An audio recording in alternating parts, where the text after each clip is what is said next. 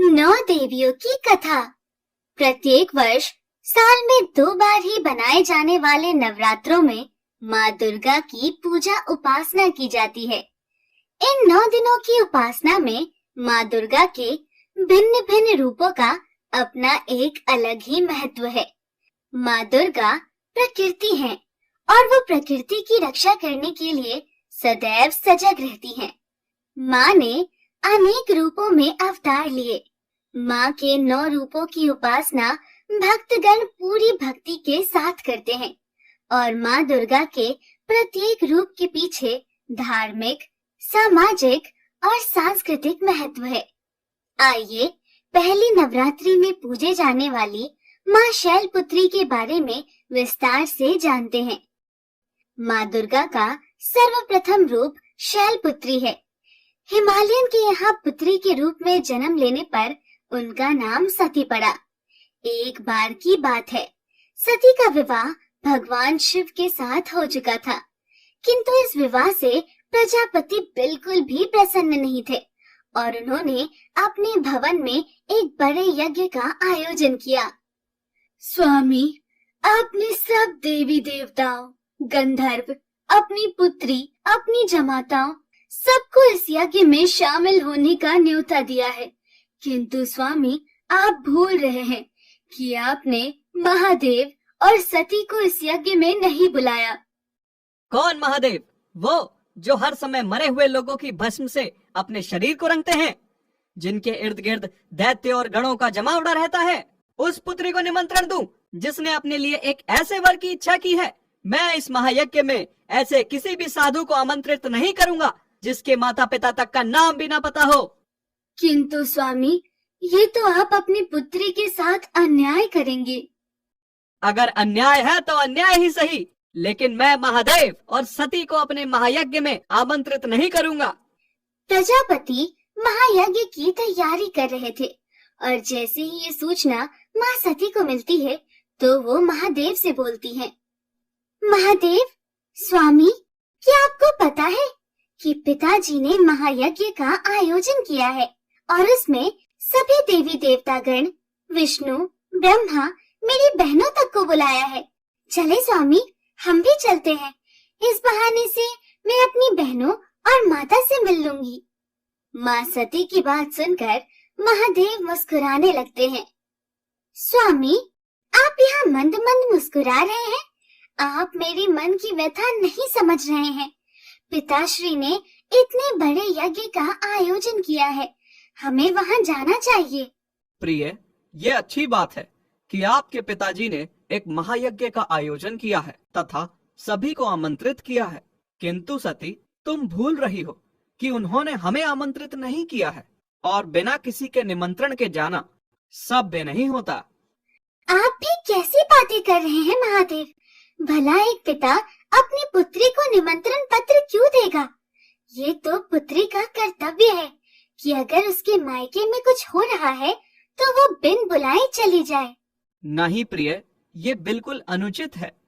माना वो तुम्हारे पिता हैं और तुम उनकी पुत्री हो, किंतु तुम अब विवाहित हो। तुम्हारा विवाह मेरे साथ हुआ है। मैं ये नहीं कहता कि प्रजापति मुझे आकर निमंत्रण दें, लेकिन अगर उन्हें तुम्हें बुलाना होता तो वो तुम्हें निमंत्रण अवश्य देते। इसीलिए हम दोनों का वहां जाना उचित ना होगा। किंतु माँ सती ये जानने के बाद कि उनके पिता प्रजापति ने यज्ञ का आयोजन किया है तथा सभी को आमंत्रित किया है, अपने आप को रोक नहीं पाती। वो महादेव से आज्ञा लेकर अपने पिता के यहाँ जाती हैं। पिताजी, आपने इतने बड़े यज्ञ का आयोजन किया और अपनी पुत्री को नहीं बुलाया। मैंने जिन जिन लोगों को आमंत्रित करना था उन सबको आमंत्रित कर लिया है, और वैसे तुम बगैर निमंत्रण के यहाँ आई हो। आप अब ऐसा तो मत कहिए। सती कितने दिल से आई है। आओ पुत्री, तुम्हारा स्वागत है। महादेव नहीं आए? माँ, मुझे जैसे ही पता चला महायज्ञ हो रहा है, मैं यहाँ आ गई। मैंने महादेव से कहा था, किंतु उन्होंने कहा कि बगैर निमंत्रण किसी के यहाँ नहीं जाना चाहिए। सती, तुमसे समझदार तो तुम्हारा वो पति ठहरा शमशान की राख को शरीर पर लपेट कर रहने वाले का मेरे यज्ञ में कोई स्थान नहीं है। पिताजी, आपको जो कहना है मुझे कह लीजिए, लेकिन महादेव के बारे में अन्यथा कोई भी अपशब्द मत बोलिए। क्यों ना कहूँ? क्या वो इस यज्ञ में आने के योग्य है? भूत पिशाचों के बीच में रहता है, घर तक नहीं है उसके पास। मुझे तो तुम्हें भी इस हालत में देखकर आश्चर्य होता है। तुम भी उसके साथ साथ रहकर उसी के जैसी हो गई हो। देखो अपनी बहनों को, उनके पतियों को, सबके वस्त्र देखो, आभूषण देखो। आखिर उस अघोरी ने तुम्हें दिया ही क्या है? बस कीजिए पिताजी, मैं आपको कुछ नहीं कह रही हूँ, तो आप महादेव के बारे में कुछ भी बोले जा रहे हैं। सही कह रहे थे महादेव, मुझे यहाँ आना ही नहीं चाहिए था। जहाँ एक स्त्री के पति का अपमान होता हो, उसे उस स्थान पर रुकना ही नहीं चाहिए। तुम्हें मैंने वैसे भी निमंत्रण नहीं दिया था। तुम अभी इस समय इस यज्ञ से चली जाओ। अपना तथा महादेव का अपमान माँ सती सह नहीं पाई और उन्होंने अपने पिता प्रजापति को दंड देने के लिए स्वयं को यज्ञ की अग्नि में स्वाहा कर दिया। उन्हें ऐसा करते देख उनकी बहन और माता चित्कार उठी और उधर महादेव को जैसे ही आभास होता है कि शैलपुत्री अग्निकुंड में स्वाहा हो रही हैं, वो क्रोधित होकर महाराज प्रजापति के यहाँ उपस्थित होते हैं। सती के जलते हुए शरीर को देखकर भगवान शिव दारुण दुखी से दुखी हो उस यज्ञ को ध्वस्त कर देते हैं और माँ सती के जलते हुए शरीर को हाथों में उठाकर दुखी मन से वहां से चल देते हैं। माँ सती के शरीर के जलते हुए अंग जहाँ जहाँ पर गिरे वो धरती पावन हो गई। वही माँ सती आगे चलकर हिमालय के यहाँ पुत्री के रूप में जन्म लेती हैं और अगले जन्म में भी वो भगवान शिव की अर्धांगिनी बनती है। माँ शैलपुत्री के इस रूप में हमें अनंत शक्ति का आभास होता है। माँ शैलपुत्री का वाहन गाय है तथा माता के इस रूप की आराधना करने से मनुष्य का चंद्रमा सही रहता है। वही दूसरा नवरात्र माँ दुर्गा के स्वरूप ज्ञान की देवी ब्रह्मचारिणी का मनाया जाता है। माँ ब्रह्मचारिणी की कथा मनुष्य को जीवन के कठिन क्षणों में संबल बनने की प्रेरणा देती है। माँ ब्रह्मचारिणी ने भी हिमालय के यहाँ पुत्री के रूप में जन्म लिया और जब उनके विवाह की बात चली तो एक दिन नारद मुनि उनके समक्ष उपस्थित होते हैं। नारायण नारायण। हे माते, आपके घर में आपके विवाह की बातें चल रही हैं, किंतु मैं यहाँ ये अवगत कराने आया हूँ कि आप अपने पिछले जन्म में सती थी और आप भगवान शिव की अर्धांगिनी थी। आपके देह दाह करने के पश्चात भगवान शिव घोर तपस्या में लीन हो गए। हे माते, संसार के कल्याण के लिए तथा महादेव की तपस्या को समाप्त करने के लिए आपका भगवान शिव से विवाह होना अत्यंत आवश्यक है। हे ऋषिवर, आपने मुझे इस बात से तो अवगत करा दिया, किंतु महादेव को मैं कैसे पा सकती हूँ, इसका वर्णन तो आपने किया ही नहीं। नारायण नारायण। आप तो स्वयं ज्ञान से परिपूर्ण है माते, और आप ये भली बात जानती हैं कि महादेव को पाना इतना भी सरल नहीं है। उसके लिए तो आपको तपस्या करनी होगी। आपकी तपस्या ही महादेव को फिर से प्रकृति के समीप ले आएगी। महादेव के विवाह के लिए जब माता अपनी माँ और पिताजी से आज्ञा लेती है, हे पुत्री, महादेव ही क्यों, इतनी कठिन भक्ति के लिए मैं तुम्हें कैसे आज्ञा दे सकती हूँ। मैं तुम्हारे लिए उनसे भी अच्छा सुयोग्य वर ढूंढ सकती हूँ। पुत्री, हम तुम्हें इतने कष्ट में नहीं देख सकते। माता, पिताजी, मैं पिछले जन्म में महादेव की अर्धांगिनी थी और इस जन्म में भी मैं महादेव की ही अर्धांगिनी बनूंगी। इसके लिए मैं भगवान महादेव की कितनी भी कठिन उपासना कर सकती हूँ। मुझे मेरे कर्तव्य से ना रोके। आप दोनों मुझे आज्ञा दें कि मैं अपनी तपस्या में सफल हो जाऊं। माँ को अपने वचनों पर अडिग देखकर उनके माता पिता उन्हें तपस्या की आज्ञा दे देते हैं। भगवान महादेव के बारे में सब जानने के बाद माँ ब्रह्मचारिणी उपासना में बैठ जाती हैं और लगातार 1000 वर्षों तक वो महादेव की तपस्या करती हैं। माँ को कन्या के रूप में भगवान शिव की तपस्या करते हुए देखकर ही उनका नाम ब्रह्मचारिणी पड़ता है। वो वर्षों तक केवल टूटे हुए बिल्व पत्ते खाकर भगवान शिव की आराधना करती हैं। फिर वर्षों बाद वो पत्ते भी खाना छोड़ देती हैं, जिससे माँ का एक नाम अपर्णा भी पड़ता है। माँ इतनी कठिन तपस्या कर रही थी कि उनका शरीर एकदम क्षीण हो जाता है। ये देखकर सब देवता चिंतित हो जाते हैं। तब भगवान ब्रह्मा सब देवताओं के साथ माँ के पास आते हैं। हे माते, आप हजारों वर्षों से महादेव की उपासना कर रही हैं। इतना कठिन तप और तपस्या आज तक कभी भी किसी ने महादेव के लिए नहीं किया है। आपको इसका फल अवश्य प्राप्त होगा। किंतु हे माते, आप बहुत ही निर्बल हो गई हैं। भगवान शिव चंद्रमौली रूप में आपसे ही विवाह करेंगे, किंतु अभी आप अपने घर जाकर विश्राम कीजिए। हे ब्रह्मदेव, मैंने जब उपासना का संकल्प लिया था तो ये प्रण भी लिया था कि जब तक महादेव स्वयं आकर मुझे इस तपस्या से नहीं रोकेंगे, मैं ये तपस्या कभी बंद नहीं करूंगी। किंतु हे माते, आप इतनी अत्यंत दुर्बल शरीर के साथ उपासना कैसे कर पाएंगी? मैंने आपके माता पिता को संदेश भिजवा दिया है। वो किसी भी क्षण यहाँ आकर आपको ले जाएंगे। मैं तब तक अपने घर नहीं जाऊंगी जब तक महादेव स्वयं आकर मुझे दर्शन नहीं दे देते। माँ अपने माता पिता को भी यही बोलती हैं तथा उन्हें वहाँ से चले जाने को कहती हैं। फिर वो वर्षों तक भगवान शिव की इसी तरह ही उपासना करती रही और एक दिन भगवान शिव उन पर प्रसन्न हो जाते हैं। हजारों वर्षों से तुम्हारी कठिन तपस्या ने मुझे विवश कर दिया है कि मैं स्वयं तुम्हारे सामने उपस्थित हूँ। आपके दर्शन पाकर मैं धन्य हो गई महादेव। किंतु जब तक आप मुझे इस बात का आश्वासन नहीं देंगे कि आप मुझे अपनी अर्धांगिनी के रूप में स्वीकार करेंगे, मैं अपने घर नहीं जाऊंगी। तुम्हारी कठिन भक्ति देखने के बाद मैं तुमसे विवाह अवश्य करूंगा।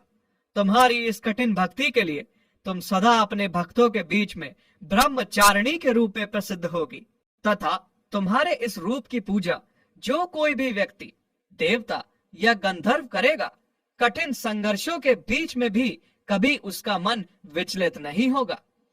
भगवान शिव के दर्शन देने पर तथा सभी देवी देवता भी उस समय वहां उपस्थित हो जाते हैं और भगवान शिव से आग्रह करते हैं कि वो जल्द से जल्द माँ से विवाह कर पृथ्वी पर हो रहे अत्याचारों को समाप्त करें। उसके बाद माँ ब्रह्मचारिणी अपने घर लौट आती है और कुछ समय पश्चात भगवान शिव का विवाह उनके साथ हो जाता है। माँ के हर रूप की अपनी एक अलग ही महिमा है। वो हमें कठिन से कठिन समय पर विचलित न होने का संदेश देती हैं तथा अपने कर्म को सर्वोपरि रखने का उद्देश्य भी देती हैं। और जो भक्त माता का स्मरण दिल से करता है, उसकी सभी मनोकामनाएं पूर्ण हो जाती हैं। नवरात्रि के तीसरे दिन माँ चंद्रघंटा का व्रत होता है। माँ चंद्रघंटा का चेहरा स्वर्ण के समान कांतिमय होता है। माँ के मुखमंडल पर सूर्य जैसी आभा होती है और माँ के सिर पर आधा चंद्रमा सुशोभित होता है। वो ऐसा लगता है जैसे कि मंदिर का घंटा हो, इसलिए माँ का नाम चंद्रघंटा पड़ा। माँ चंद्रघंटा की भक्ति कर रहे भक्तजनों के सभी पाप नष्ट हो जाते हैं तथा वो भय मुक्त हो जाते हैं। और इसका एक बहुत बड़ा कारण है कि माँ चंद्रघंटा ने हजारों वर्ष पूर्व एक ऐसे राक्षस का वध किया जिसको स्वयं भगवान भी नहीं मार सकते थे। एक बार की बात है, महिषासुर नामक राक्षस हुआ करता था। एक बार देवता और असुरों में युद्ध होता है। असुरों का राजा महिषासुर और देवताओं के राजा इंद्र थे। लगातार कई वर्षों तक युद्ध चलता रहा और अंत में महिषासुर इंद्रदेव को हराकर स्वर्ग पर अपना आधिपत्य कर लेता है। इंद्रदेव को अपना राज्य छोड़कर जाना पड़ा। वो और उसके सब देवता गंधर्व भगवान विष्णु, भगवान शिव और ब्रह्मदेव के पास जाकर प्रार्थना करते हैं। हे प्रभु, ब्रह्मा, विष्णु, महेश वर्षों से महिषासुर के साथ स्वर्ग की रक्षा करते करते अंत में हम महिषासुर से पराजित हो ही गए हैं। उसने स्वर्ग को हथिया लिया है। हे भगवान, हम देवता धरती पर विचरण करने के लिए विवश हो गए हैं। नाथ, हमारी रक्षा करें। इंद्रदेव, हम आपकी सहायता कर तो दें, किंतु महिषासुर को ब्रह्मदेव से वरदान प्राप्त है कि उसे कोई भी देवता, गंधर्व या भगवान नहीं मार सकता। इसीलिए उसकी अराजकता दिन पर दिन बढ़ती जा रही है। वरदान प्राप्त होने से उसकी शक्तियां पार हो गई हैं, किंतु उसका विनाश नहीं हो सकता। ये उसकी भूल है। हे भगवान, उसकी कठिन तपस्या देखने के बाद मैंने उसे वरदान दिया था, किंतु उसने इसका गलत प्रयोग कर अपनी मृत्यु को स्वयं बुलावा दिया है। तभी तीनों देवता अपने अंदर से एक ऊर्जा उत्पन्न करते हैं और समस्त देवतागण भी अपनी शक्तियां उस ऊर्जा में समाहित कर देते हैं, जिससे शक्ति का रूप लिए माँ चंद्रघंटा प्रकट होती हैं। भगवान विष्णु उन्हें अपना चक्र प्रदान करते हैं, भगवान शिव अपना त्रिशूल देते हैं, इंद्र अपना अस्त्र व्रज उन्हें प्रदान करते हैं तथा ऐरावत के गले में बंधी हुई घंटी उनके माथे पर लगा देते हैं, जिससे उनका नाम चंद्रघंटा पड़ा। माँ चंद्रघंटा भगवान महादेव को प्रणाम करती हैं। हे देवी, आपकी उत्पत्ति हम सब देवताओं की ऊर्जा से हुई है, इसीलिए आपका मुखमंडल सूर्य की भांति चमक रहा है। आपसे निवेदन है कि महिषासुर का संहार कर दीजिए, जिससे देवताओं को वापस स्वर्ग मिल जाए। हे भगवान, जिस कार्य के लिए मेरी उत्पत्ति की गई है, मैं शीघ्र कार्य को पूर्ण कर आपको महिषासुर के संहार की शुभ सूचना देती हूँ। अब मुझे आज्ञा दीजिए प्रभु। ये कहकर वो देवी अपनी सवारी सिंह पर सवार होकर अपनी 8 भुजाओं में अपने अस्त्र, खड्ग, तलवार, चक्र, गदा, त्रिशूल और धनुष लेकर चल पड़ती हैं। उनके मुंह से निकली हुई गर्जना से तीनों लोग कांप उठते हैं और फिर वो महिषासुर को युद्ध के लिए ललकारती हैं।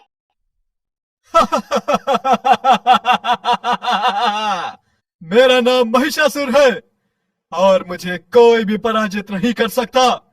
देवताओं में जब युद्ध करने की क्षमता खत्म हो गई है, तो उन्होंने ये देवी उत्पन्न कर दी है। उन्हें क्या लगा कि वो ऐसे कोई भी चमत्कारी चीज मेरे पास भेजेंगे और वो मेरा वध कर देगी। महाराज, इस बात को अन्यथा ना लें। मैं स्वयं देख कर आया हूँ। वो सब अस्त्रों से परिपूर्ण हैं। उनके मुखमंडल पर एक अलग ही आभा है और उनकी आंखों में क्रोध के मारे ज्वाला उत्पन्न हो रही है। उसने हमें युद्ध के लिए ललकारा है। जाओ, सभी सैनिकों को लेकर जाओ और उसके साथ युद्ध करो। देख लेना, तुम लोग ही उसे क्षण भर में नष्ट कर दोगे। किंतु जिस तरह महिषासुर सोच रहा था, उसका बिल्कुल विपरीत होता है। माता चंद्रघंटा उसके भेजे गए सभी असुरों का संहार कर देती है। उसके बाद महिषासुर अपने अधीन बड़े बड़े राक्षस और दानवों को माँ चंद्रघंटा से लड़ने के लिए भेजता है। वहाँ पर भी माँ चंद्रघंटा सब राक्षस और दानवों का वध कर महिषासुर को युद्ध के लिए ललकारती है। कायर महिषासुर, तुझे तो अपनी असीम शक्तियों के ऊपर घमंड है, फिर भी तू अपने दानवों और राक्षसों को मुझसे युद्ध करने के लिए भेज रहा है। यह तेरी कायरता को दर्शाता है। अगर तू खुद को शक्तिमान मानता है तो आकर मुझसे युद्ध कर। माँ चंद्रघंटा के युद्ध के लिए ललकारने पर महिषासुर, जो कि एक मायावी राक्षस था, अपना रूप बदलकर माता के सामने प्रकट होता है। किंतु माँ चंद्रघंटा उसे भैंसे के रूप में पहचान जाती है और उस पर प्रहार देती है। किंतु वो अपनी मायावी शक्तियों से अपने बहुत सारे महिषासुर बना लेता है। तभी माँ चंद्रघंटा भी अपने विभिन्न रूपों में प्रकट हो जाती हैं। एक एक करके बने हुए सब महिषासुर का वध करने लगती हैं। तभी महिषासुर भैंसों के रूप में माँ के शेर को ललकारता है और वो शेर आगे बढ़कर जैसे ही उस भैंस के बीच में से पकड़ता है, उसमें से महिषासुर निकलता है और माँ चंद्रघंटा तभी अपना त्रिशूल लेकर उसका वध कर देती हैं। माँ के द्वारा महिषासुर के मारे जाने पर सभी देवता माँ चंद्रघंटा की प्रशंसा कर उनकी आरती करते हैं। माँ चंद्रघंटा अपने आप में बहुत शक्तिशाली थी, इसलिए जो भी भक्तगण माँ चंद्रघंटा की पूजा करता है वो भय मुक्त हो जाता है और माँ चंद्रघंटा का मुख्य मंडल सूर्य की भांति चमकता है, इसलिए वो शुक्र की देवी भी है। महिषासुर के वध के बाद इंद्र अपने सभी देवताओं और गंधर्व के साथ वापस स्वर्ग में जाकर राज करने लगते हैं। पर वहीं माता का चौथा नवरात्र आता है, जिसमें सब लोग माँ कुष्मांडा की पूजा अर्चना करते हैं। इन माँ कुष्मांडा के मुख्य मंडल की आभा कांतिमय आभा है। इनके चेहरे पर सदैव एक मंद मुस्कान रहती है। कुष्मांडा माता की 8 भुजाएं हैं तथा उनकी 8 भुजाओं में कमंडल, धनुष बाण, कमल पुष्प, अमृत कलश और चक्र व गदा है। उनकी एक भुजा में सिद्धियों और निधियों को देने वाली एक जप माला भी है। माँ कुष्मांडा को कुष्मांड कद्दू की बलि पसंद है, इसलिए इन माँ का नाम कुष्मांडा पड़ा और इनका प्रिय वाहन सिंह है। माँ कुष्मांडा की उत्पत्ति उस समय पर हुई जब सृष्टि नहीं थी, चारों तरफ सिर्फ अंधकार ही अंधकार था। तब अचानक एक दिन एक रहस्यमयी हंसी की उत्पत्ति होती है और जब पूरे संसार और सृष्टि में सिर्फ भगवान शिव ही विराजमान थे, भगवान शिव जब ये हंसी सुनते हैं तो वो उन्हें प्रकट होने के लिए बोलते हैं। माँ की हंसी की ध्वनि जो सूर्य के बीच में से उत्पन्न हुई, वहीं से माता की उत्पत्ति हुई। भगवान शिव को प्रणाम करती हैं। हे देवी, क्योंकि सृष्टि को पहले हंसी की ध्वनि आपसे मिली है, इसलिए आप आदि देवी के नाम से जानी जाएंगी। आपकी उत्पत्ति का एक ये कार्य प्रकृति की संरचना करना भी है। आपकी उत्पत्ति से ही इस संसार में भिन्न भिन्न चीजों की उत्पत्ति होगी। आप ही के तेज से सबके अंदर तेज व्याप्त होगा। भगवान शिव को मेरा प्रणाम। हे प्रभु, मैं तो सिर्फ एक ध्वनि मात्र हूँ। आपने मुझे जिस कार्य के लिए उत्पन्न किया है, उसके लिए मुझे असीम शक्तियों की आवश्यकता पड़ेगी। हे देवी, तुम 8 भुजाओं वाली, सौम्य चेहरे वाली तथा तुम्हारे चेहरे पर एक आभा व्याप्त रहेगी। तुम भिन्न भिन्न प्रकार की शक्तियों से परिपूर्ण होगी। सृष्टि के निर्माण के बाद तुम्हें कुष्मांडा नाम से जाना जाएगा और तुम्हें पूजने वाले भक्तों को भय या डर नहीं रहेगा। हे प्रभु, आपकी दी गई असीम शक्तियों का प्रयोग मैं सृष्टि उत्पत्ति में करूंगी। तब आदि शक्ति कुष्मांडा ने पृथ्वी की संरचना की। हमारी पूरी पृथ्वी की उत्पत्ति एक ध्वनि से हुई और वो ध्वनि सारे संसार में व्याप्त है। अगर इस पृथ्वी पर कुछ भी सत्य है तो वो सिर्फ और सिर्फ ध्वनि है। ध्वनि आपको परमात्मा से जोड़ती है और इसलिए माँ कुष्मांडा जो सूर्य के बीच में उत्पन्न है, जो भक्तगण माँ कुष्मांडा की पूजा करते हैं, उनका सूर्य बलवान होता है।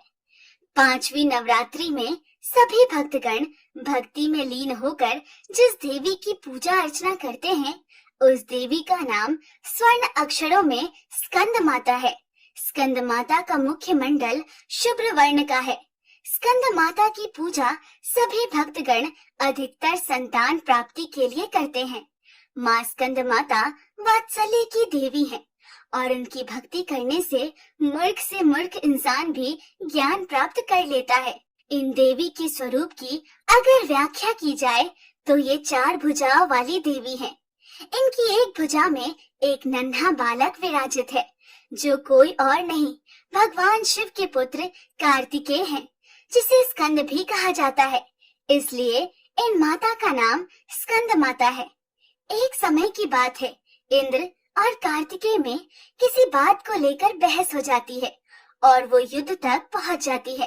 इंद्र कार्तिकेय पर हमला करने वाला है, ये सुनकर माँ पार्वती क्रोधित हो जाती हैं। इंद्र का इतना दुस्साहस कि उसने मेरे पुत्र पर हमला करने की सोची। लगता है इंद्र को अपनी शक्तियों पर अभिमान हो चला है। गण, अभी के अभी भगवान शिव के पास जाकर इस बात का बखान करो और उन्हें तुरंत इंद्र को दंड देने के लिए कहो। पर उस समय भगवान शिव कैलाश पर्वत पर अपनी आराधना में लीन थे। गण भगवान शिव को आराधना में लीन हुआ देखकर उनके समक्ष जाने का दुस्साहस नहीं कर पाते, इसलिए वो वापस आ जाते हैं। माते, भगवान शिव तो तपस्या में लीन है, उन्हें इस समय इस बात की सूचना देना उचित नहीं रहेगा। क्या उचित है, क्या अनुचित है, ये एक माँ से मत कहिए। आप लोग रहने दीजिए, मैं स्वयं जाकर इंद्र के घमंड को चूर करती हूँ। ये कहकर माँ आदि शक्ति के रूप में आ जाती हैं। वो क्रोधित हुई इंद्र के पास पहुँचती हैं। माता पार्वती का रौद्र रूप देखकर इंद्र भय से कांप जाता है और सभी देवताओं के साथ मिलकर माता पार्वती स्कंद माता के रूप में स्तुति करने लगते हैं। हे स्कंद माता, मुझे क्षमा करें। जिस प्रकार कार्तिकेय आपका पुत्र है, हे माता, हम भी आपके पुत्र हैं। जिस तरह आप अपने पुत्र कार्तिकेय की गलतियों और भूलों को क्षमा करती हैं, उसी प्रकार हे माता, हम पर भी अपनी कृपा दृष्टि दिखाइए। हम क्षमा प्रार्थी हैं, भूलवश हमसे ये अहित हुआ है। हे माता, हम पर कृपा करें। सभी लोग स्कंद माता की स्तुति कर, उनकी पूजा अर्चना कर, उनके क्रोध को शांत करते हैं। तभी भगवान शिव वहाँ पर आ जाते हैं। हे देवी पार्वती, अपने बच्चों पर क्रोधित मत होइए। माँ अपने बच्चों की भूल को क्षमा करती हैं। आप अपना क्रोध शांत करें। एक माता के मुखमंडल पर अपने बच्चों को लेकर इतना क्रोध शोभा नहीं देता। आप स्कंद के साथ साथ इन सब की भी जननी हैं। महादेव जब माँ पार्वती को शांत कराते हैं तो उनका क्रोध शांत हो जाता है और वो इंद्र देवता को क्षमा कर देती हैं और महादेव माँ पार्वती के इस रूप को स्कंद माता का नाम देते हैं तथा इनकी उपासना करने वाले प्रत्येक भक्तगण की सब मनोकामनाएं पूर्ण हो जाती हैं और उनकी पूजा अर्चना से भक्तगण मोक्ष को प्राप्त करते हैं। 9 देवियों की कथा भाग 3। नवरात्रि के छठे दिन सभी भक्तगण माँ कात्यायनी की पूजा अर्चना में लीन हो जाते हैं। जो कोई भी माँ कात्यायनी की पूजा करता है वो भक्त अर्थ, धर्म, काम और मोक्ष चारों फलों को पा लेता है और उस भक्त के रोग, शोक, संताप और भय सब नष्ट हो जाते हैं। इनकी 4 भुजाएं हैं। दाईं तरफ का ऊपर वाला हाथ अभय मुद्रा में है तथा नीचे वाला हाथ वर मुद्रा में। माँ के बाईं तरफ के ऊपर वाले हाथ में तलवार है, वो नीचे वाले हाथ में कमल का फूल सुशोभित है। इनका वाहन भी सिंह है। इनका स्वरूप अत्यंत भव्य और दिव्य है। ये स्वर्ण के समान चमकीली है तथा ये मृदुल भाषिणी है। इन माता की उत्पत्ति से जुड़ी एक कथा है। एक समय की बात है, कात्य गोत्र के महर्षि कात्यायन आदि शक्ति जगदम्बा की उपासना की। वर्षों तक वो माँ जगदम्बा की उपासना करता रहा और एक दिन माँ प्रसन्न होकर, मैं तुम्हारी भक्ति से बहुत प्रसन्न हूँ, मांगो पुत्र, क्या वर मांगते हो? हे माता, वर्षों से मैं आपकी इस रूप में आराधना कर रहा हूँ। मेरी कोई बहुत बड़ी इच्छा नहीं है, किंतु मैं चाहता हूँ कि आप जैसी शक्ति से संपूर्ण मृगभाषी तथा तेजस्वी बालिका मेरे यहाँ जन्म ले। तुम्हारी भक्ति से मैं बहुत प्रसन्न हूँ। मैं तुम्हें वचन देती हूँ कि मैं कन्या के रूप में तुम्हारे घर में जन्म लूंगी तथा संसार में वैज्ञानिक दृष्टि से होने वाले कार्यों को संपूर्ण करूंगी। माँ के वरदान पाकर महर्षि वहाँ से चले जाते हैं और कुछ समय पश्चात उनके यहाँ एक कन्या की उत्पत्ति होती है, जिसे वो प्यार से कात्यायनी बुलाते हैं। पुत्री के जन्म के बाद वो देखते हैं कि उनकी पुत्री सृजन में बहुत से कार्य को वैज्ञानिक तरीके से पूर्ण करती हैं। उस समय पर होने वाले नित नए प्रयोग माता कात्यायनी ने किए। पुत्री, तुम नित्य नए प्रयोग करती हो, किंतु कभी कभी तो मुझे समझ ही नहीं आता इन सब का प्रयोग आखिर कहाँ होता है। पिताजी, जैसा कि आप जानते हैं, परिवर्तन प्रकृति का नियम है और उस नियम में ये बात भी लागू होती है कि हमें नए नए प्रयोगों को करते रहना चाहिए, जिससे कि जीवन जीने का रास्ता सरल और सुगम हो जाए। इन्हीं सब कार्यों में एक भक्ति भी है, जिसे करने मात्र से मनुष्य अपने दुखों से मुक्त हो जाता है। तुम्हारे द्वारा किया गया प्रत्येक कार्य मनुष्य के जीवन को सरल बनाए, भला इससे अच्छी और क्या बात हो सकती है। युगों युगों तक तुम्हें वैज्ञानिक दृष्टि की देवी के रूप में जाना जाएगा। माँ कात्यायनी अपने कार्य में लगी रही और एक बार वृंदावन से सभी गोपियाँ भगवान कृष्ण से विवाह करना चाहती थी। इसलिए उन्होंने माँ कात्यायनी की पूजा की कि वो उनका मार्ग सुगम बनाए, कि वो कृष्ण से विवाह कर सके। वृंदावन में, हे माँ, आप सब जानती हैं कि कृष्ण को हम सब अपने हृदय से प्रेम करते हैं, किंतु कृष्ण को पाना संभव नहीं है, और तब तो बिल्कुल भी नहीं जब हम सब उन्हें अपने पति के रूप में पाना चाहते हैं। ये तुम सबका प्रेम ही है जो तुम कृष्ण से करती हो। मैं उसका सम्मान करती हूँ, किंतु अभी तुम लोगों ने कहा कि ये संभव नहीं है, तो फिर ऐसी प्रार्थना क्यों? कृष्ण तो प्रेम के दीवाने हैं, और किसी भी प्राणी वस्तुओं को जब हम प्रेम से अपने आप से जोड़े रखते हैं, तो वो सदैव ही हमारा रहता है। इसलिए तुम सब सिर्फ कृष्ण की आराधना करो, उनके प्रेम को प्राप्त करो। कृष्ण स्वयं ही तुम सबके हो जाएंगे। माँ से मिले ज्ञान से वो सभी गोपियाँ कृष्ण के प्रेम में डूबे हुए भाव विभोर हो जाती हैं, तथा माँ को ज्ञान देने के लिए धन्यवाद करती हैं। सब गोपियों ने यमुना किनारे कालिंदी यमुना पर ये प्रार्थना अर्चना की, और उसी पूजन अर्चना से